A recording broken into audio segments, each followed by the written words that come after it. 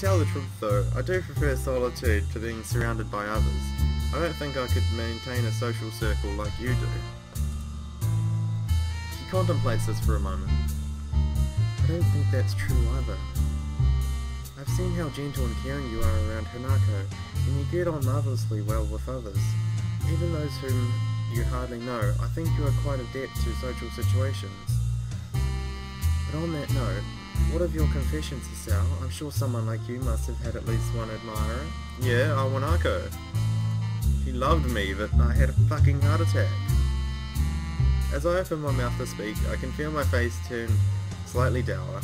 At times like this, I secretly appreciate the fact that she can't see my expressions. Just one. Her name was Awanako. It was when she confessed to me that I had my heart attack, there in the woods, during winter. Lilly finds herself speechless, not expecting for the topic to move into such an area. My condition has always been something of a concern for her, something that I strive to minimise despite my body's best efforts to the contrary. Afterwards, she visited me for a while when I was in the hospital. 4 weeks she came in and talked. It was usually just small talk or classroom gossip, but that was enough. But eventually she just stopped coming. She was there every day, then every other day, then once a week, then finally one day she just stopped visiting entirely. Did you ever see her again? Wrapped in my own little world, I shake my head before remembering the futility of the gesture. Well, I may as well mention the letter. Don't see any harm in it. The memory of that single letter Awanako sent me comes back to my mind. I never saw her again, but after I was sent to Yamaku, she wrote me one letter. Lily's face shows an expression I know well. I've piqued her interest. I'd be slightly offended if that it's simply a matter of curiosity for her, but she's never been very good at masking her reactions. In hindsight, it really didn't say much. What was going on in my old class, how she was faring, and almost as an afterthought, that it was probably best for the both of us that we don't see each other again. After reading it, I ended up reassessing a lot of things I thought I'd managed to work out. For the most part, that letter reminded me that the world around me was still moving, and just how much I'd become isolated from it. And I guess it also reminded me of what I'd lost.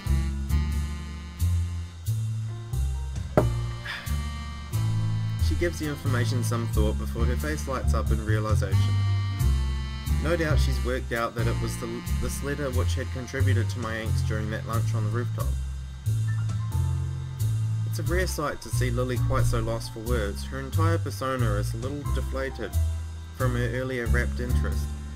As charismatic as she is, in the end, that isn't any replacement for life nor relationship experience. Perhaps it is better she sent and then not. Whoa, what? Perhaps it is better she sent it than not. Right, okay. How's that? It can be difficult to work out how best to communicate with those you haven't met in a long time, all the more so considering your separate situations. Instead of doing what was easiest, she built up the courage to talk to you at least one last time, not only for her sake, but from how it sounds for yours as well. Maybe. I don't hate her for it, not that I really ever did, but I don't know. I wonder how she's faring as well, to be honest. You know, Awanako. I mean, if she did actually love him, then she would probably be going through the same sort of thing. I mean, obviously she doesn't have a heart condition or anything like that disables her from everyday life, I guess, but she still has to go through the fact that she was never to see Hisao again. Probably a more non-committal answer than I should give, but it isn't without cause. I've never looked at the situation from Awanako's perspective like that before. Oh, well, that's what I was just saying. Seconds pass in silence before Lilly speaks again. Moving to Yamaku, it must have been hard for you, having your friends and even your girlfriend taken from you, for no fault of your own. The worst of it passed while I was in the hospital. When all that surrounds you is four white walls and a small television, your mind takes on a life of its own. I would hardly call her my girlfriend, but however. It's like my old school, I guess. I just try not to dwell on what's happened and keep thinking ahead. All that reminiscing does is get me down, and it's largely thanks to you that it feels like things are finally getting back on track. That's pleasing to hear, Hisao. She lowers her face slightly, her expression pensive. I guess I went too far and embarrassed her. I suppose you went through something a bit like that a bit like what I did when you entered Yamaku anyway, right? I imagine the vast majority of our school students did, after all. You said yourself that you made friends in your old school. I can't imagine many followed you. Lily's deep smile drops, her expression unexpectedly darkening. Even her hands retreat to her lap. No, way to bring her down on a first date. God's sake, you are a terrible person, Hisao. I don't know how many times I've had to say that to you. After a long while, she speaks. Hisao, can you promise not to tell anyone what I'm about to... I promise. She looks slightly taken aback by my serious tone, but then relents and smiles weakly before continuing. When I moved to Yamaku, I did regret losing the friends I had at my other school.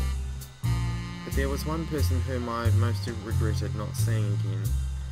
He was the reason I took up English as a future career. Ooh. He? Considering she came from an all-girls school, that can't have been a schoolmate then. I rejected the confessions I'd received until then for him. Every time I improved my English skills, his praise was my most treasured reward. A teacher. It's funny, isn't it? Someone like me, able to boast about the people who have set eyes on me, liking someone so utterly unattainable as my tutor. It truly is the most ridiculous thing. She quickly shakes her head from side to side. I couldn't. Even then, I knew it was impossible. A silence reigns over both of us.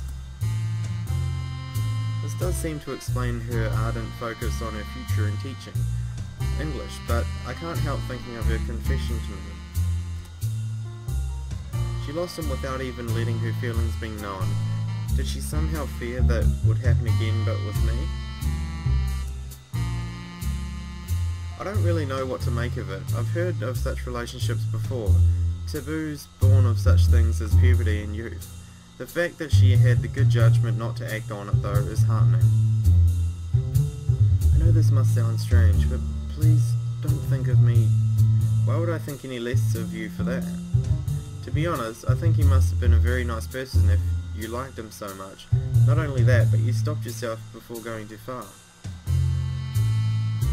For a moment she looks somewhat lost. Most unexpectedly though, isn't a second before she starts to laugh. The sound takes me off guard. It's not a giggle nor a restrained chuckle, but honest and genuine laughter.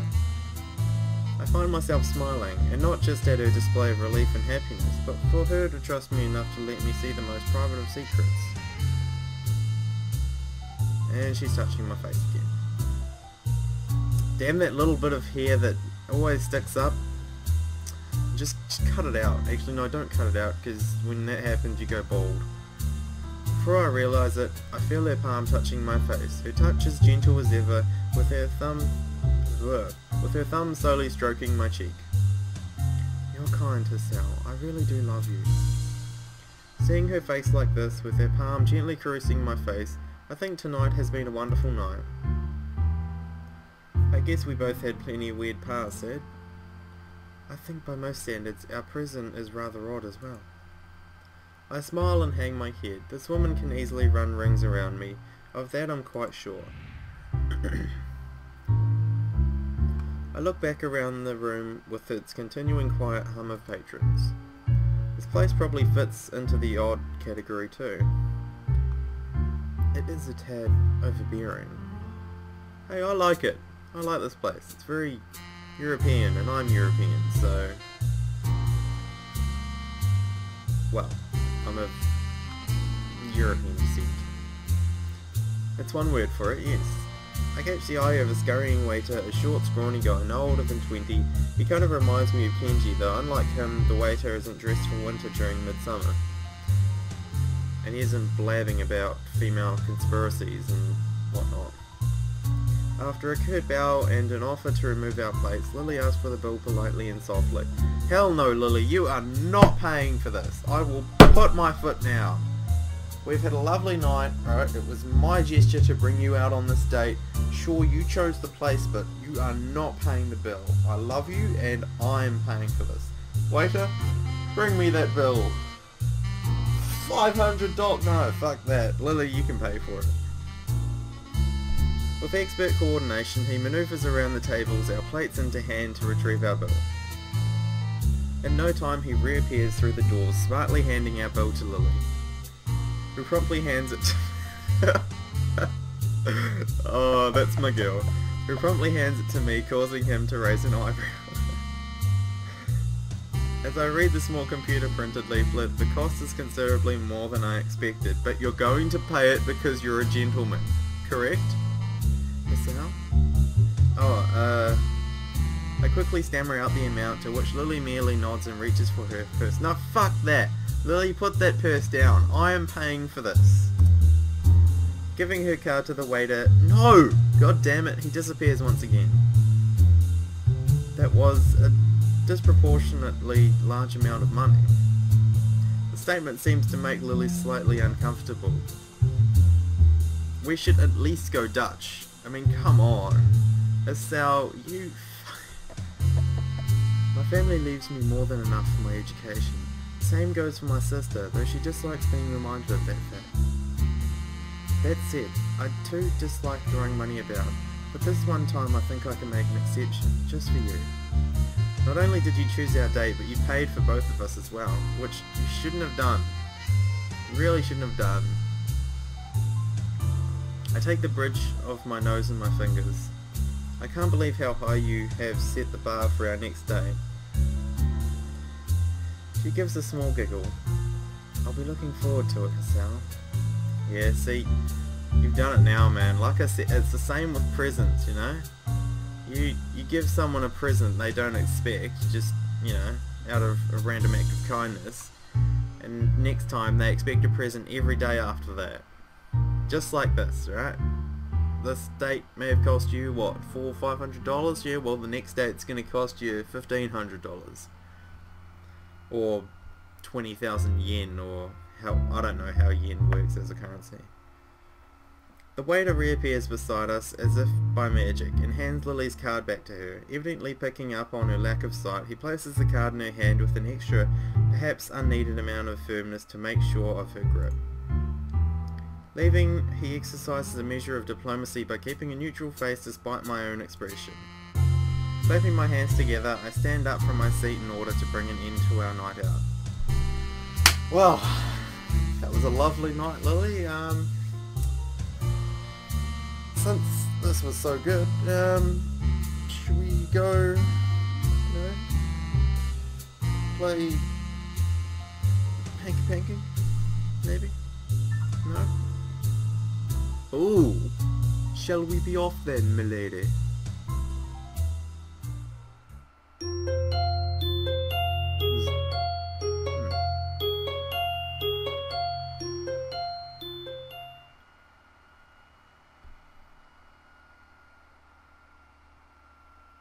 Ah! I snap upwards out of my sheets and sit bolt upright in bed as if electric shock had just run through my entire body. The night air feels cold against the sweat on my bare skin, my breathing is short and rugged nearly to the point of hyperventilation. Mind racing, I bring my hand to my head in an attempt to soothe my body's panicked state. It takes me a number of seconds to realize my hand is shaking violently even if I press it against my face. More seconds pass in complete silence, my desperate attempts to subdue my body and mind slowly, thankfully working. Don't you hate it when you sleep on your, you sleep on your arm or something, the entire night, and then you go to move your arm or something, or you've slept on your arm under maybe your face or something, and then you wake up and you've got this arm like on your face, you've got this hand on your face or something, and you don't know what the fuck it is because you can't feel your own arm, you know? You think someone else has just, you know, chucked their dick on your face or something and they're just waiting for you to wake up. And I've had that before. Not a dick on my face, but Well, as far as you're concerned, no, I'm just kidding. I have not had a dick on my face. I'm gonna just shut up. Gathering myself, I start taking measure of the state I'm in. It feels like I've run a marathon, every muscle feeling tensed and sweat practically pouring off me. Emmy got you up in the middle of the night and took you for a run. I carefully direct my attention to the beating in my chest, measuring out the rhythm in my head. Sure enough, my unreliable heart is functioning properly for once. Just what the hell was that? A heart attack? A bad nightmare? Medicine side effects? I've heard about panic attacks, and this does seem to have the hallmarks of one.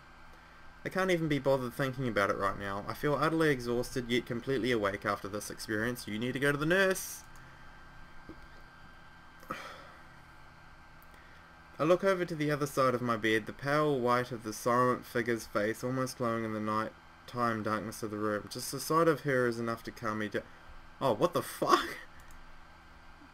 Oh, okay. Oh, I love this picture. Her graceful demeanour persists even while she's asleep, her perfectly measured breathing and gentle face making it impossible to tell whether she's awake or truly sleeping. I didn't know you were sleeping together. Giving in to temptation, I delicately run my fingertips over her hand. Her skin is soft to the touch, as it always has been, yet warm even in the cold night. A woman's skin is so soft and delicate, I'm sounding creepy. Okay. It's at times like this silently appreciating... I need a drink. It's at times like this, silently appreciating each other's presence, that I feel we're closest. My fingers stop at her wrist, and I bring my hand back down to the bed beside me. I'm not entirely sure why, but as we became even closer to each other, it felt as if something grew between us. Well, I know you all know what I'm thinking. I'm not entirely sure what it is, nor whether it existed before we'd fallen in love. Everything is moving so fast. I don't mind it at all, but it feels unlikely Lilly to be pushing things this much. Thankfully, there aren't any students milling around in the hallways at this hour of the morning, lest I be interrogated on why I'm carrying 2 plates of breakfast to my room while dressed in an obviously hastily donned uniform. Oh, so, Lilly slept in my bed. Okay, so I didn't sleep in Lily's, Lilly slept in mine. Very nice. That isn't to say things like this never happen, of course. A single security guard patrolling between 2 sets of bedrooms situated right next to each other is a very small force compared to adolescent hormones. Come to think of it, the fact that it's Monday morning probably helps. I'm not really sure why, but Mondays seem to bother me less than they do most others. You know why? Because Mondays suck. Fuck Mondays. That's all you need to know about Mondays. Mondays suck. It's the start of the week. It's the start of the working week, and by working I mean whether you actually work, you know, at a shop or whatever, or work as in school work. Mondays suck. Friday's the best day. Friday's the best day ever. You know, I work on Saturdays, but I still think of Friday as the end of the week, because Saturdays I only work 6 hours, and I get off at 3 in the afternoon, and then I finish work at 3:15. Yeah, see what I did there, eh? No, I finish work at 3, but you know, I've still got a bit of time left in the day. And then I go out Saturday night, you know, get completely wasted, intoxicated, and have a good time. And then Sunday I have that day to recover because I don't work Sundays, and same with Monday. I have Mondays off as well.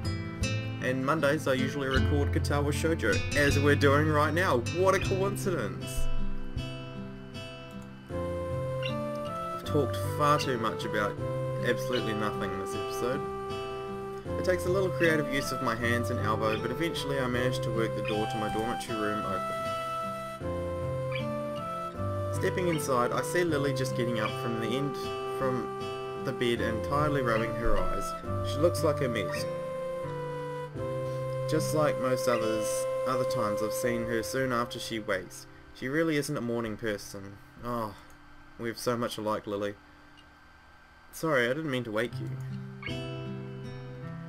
She groggily shakes her head. The morning light illuminating her makes for a very pleasant sight. It's okay, I needed to get up anyway. What time is it? I put my plate down on my desk and turn the clock around to check the time. It's 3:33. Well, it's 3:33 here. And with that being said, I unfortunately have other things to do, so I'm going to have to stop it there. Anyway guys, I hope you enjoyed these parts. Be sure to like and comment, and if you liked it, comment saying, hey, this is great, lol lol lol lol. If you didn't like it, tell me I'm a fag and unsub, I don't know. Dislike, whatever. I don't care. I do it for the fun. Anyway guys,